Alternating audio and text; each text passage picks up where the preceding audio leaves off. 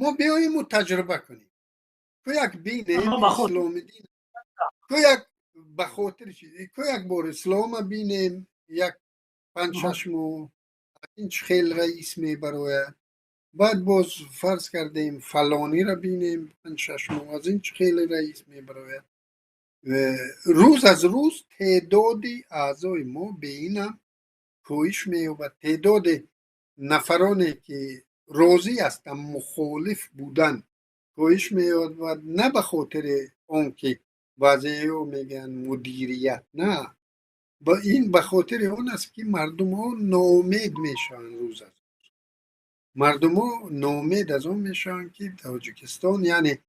در دنیا هم که میبینن، دنیا را که میبینند امروز